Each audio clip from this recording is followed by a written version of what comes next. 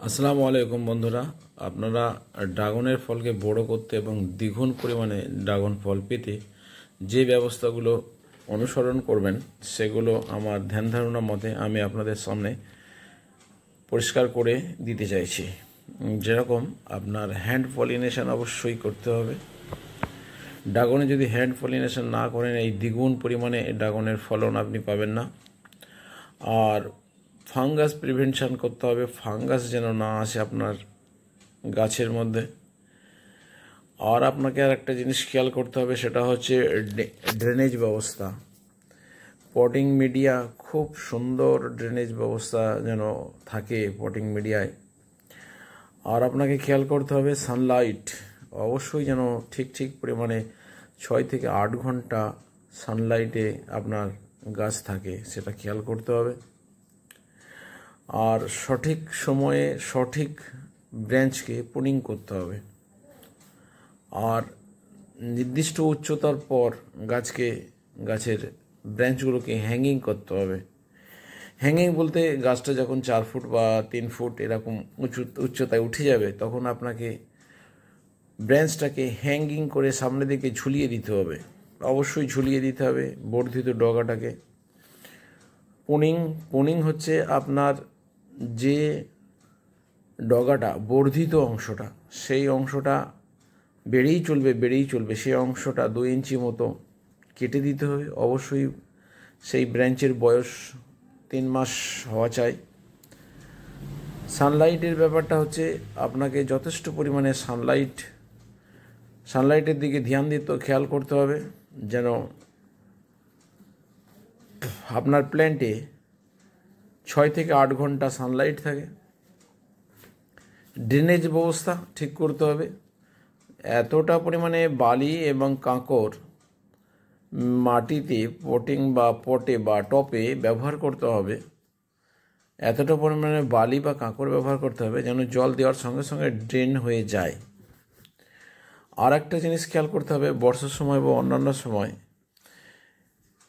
Dragon গাছের main সমস্যা হচ্ছে ফাঙ্গাস ইনফেকশন আটকানো। ফাঙ্গাস ইনফেকশন যদি না আটকাতে পারেন তাহলে কিন্তু আপনার গাছ অচিরেই ধ্বংস হয়ে যাবে। আমি যে অ্যান্টিফাঙ্গাস পাউডারটা ব্যবহার করি সেটা হচ্ছে সাফ SAFF।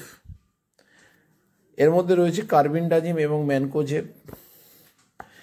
এটা আপনি 1 লিটার জলে 2 গ্রাম নিয়ে স্প্রে করে দিতে পারেন এবং রুটে গাছের যে টপ আছে সেই টপেও আপনি গাছের গোড়াতেও দিতে পারেন। তাহলে আপনার ফাঙ্গাসের হাত থেকে আপনার গাছ রক্ষা পাবে নিশ্চিত।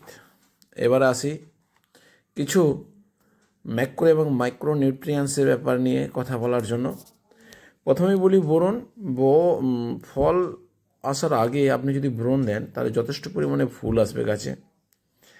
এই বোরন আপনার গাছকে যথেষ্ট ফুল এবং ফলে ভরিয়ে দেবে। বোরনের আরেকটা কাজ হচ্ছে আপনার গাছের ফলটাকে বড় করে এবং ফলগুলোকে ফাটতে দেয় না। দ্রুত গতিতে ফল যখন বৃদ্ধি পায় তখন ফল ফেটে যায়। এই ফাটার হাত থেকে আপনার ফলকে রক্ষা করবে বোরন এবং অতিমাত্রায় ফুল আনার জন্য এবং যথেষ্ট ফল পরিপক্কতা আনার জন্য বোরনের ব্যবহার একান্ত প্রয়োজনীয়। মিউরেট অফ পটাশ কিংবা সালফেট অফ পটাশ এই দুটোই কিন্তু ব্যবহার করা যায়।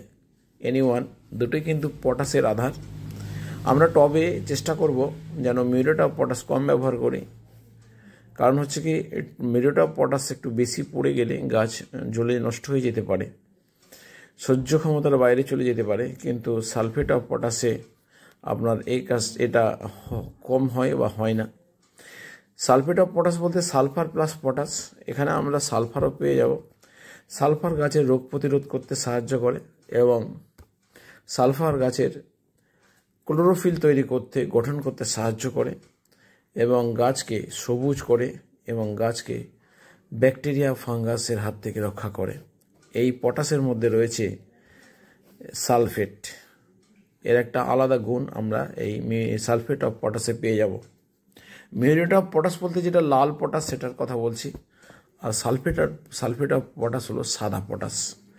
যাই হোক বন্ধু, এর পাশাপাশি আপনাকে দ্বিগুণ পরিমাণে ফল পেতে গেলে আপনাকে অবশ্যই ফলে ক্যালসিয়াম ব্যবহার করতে হবে, লাইম বা CaCO3 বা ক্যালসিয়াম লাইম বা চুন, যেটা আমরা ঘর রং করতে বা খেলার মাঠে লাইনিং করতে বা অন্যান্য ইন্ডাস্ট্রিয়াল কাজে মাঠে পুকুরে দিয়ে থাকি, সেই চুন বা যে চুন আমরা পানে বা অন্যান্য জিনিসে ব্যবহার করে খেয়ে থাকি।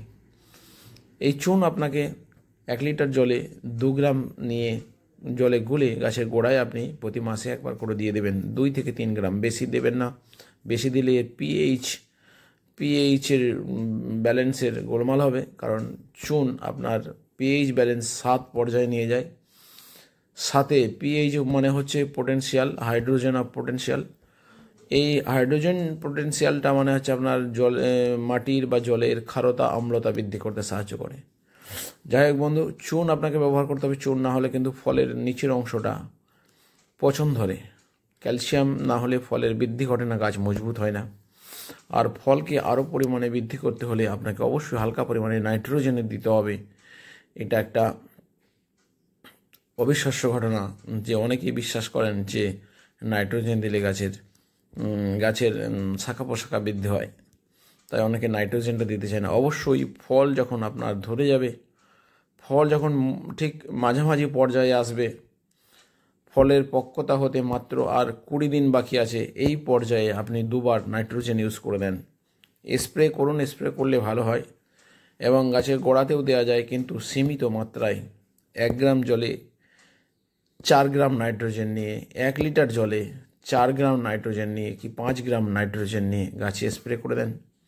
আর ওই পরিমাণই জল আপনি গাছের গোড়াতে দিতে পারেন। অবশ্যই ফল যেন 20 দিন হয়ে যাওয়ার পর, কারণ হচ্ছে কি আবার বেশি না হয়ে যায়, তাহলে কিন্তু ফল ঝরে যাবে। নাইট্রোজেনের কাজ হলো গাছের শাখা প্রশাখা বৃদ্ধি এবং গাছকে সবুজ করা এবং শাখা প্রশাখার দিকে মনোযোগী হওয়া। কিন্তু আর একটা কাজ আছে, ফলকে এবং কাণ্ডকে বৃদ্ধি ঘটানো। অতএব আমরা নাইট্রোজেনটা ইউজ করব খুব সীমিত মাত্রায়। পটাশ, বোরন আর ক্যালসিয়াম, পটাশ, বোরন, ক্যালসিয়াম আর মিউরেট অফ পটাশ না ব্যবহার করে সালফেট অফ পটাশ ব্যবহার করব। আমরা খেয়াল করব ফাঙ্গাসের হাত থেকে গাছকে রক্ষা করা, সানলাইটের দিকটা মাথায় রাখবো এবং ড্রেনেজের ব্যবস্থা মাথায় রাখবো এবং অবশ্যই পুনিং করব। পুনিং না করলে কিন্তু ফল কম হবে।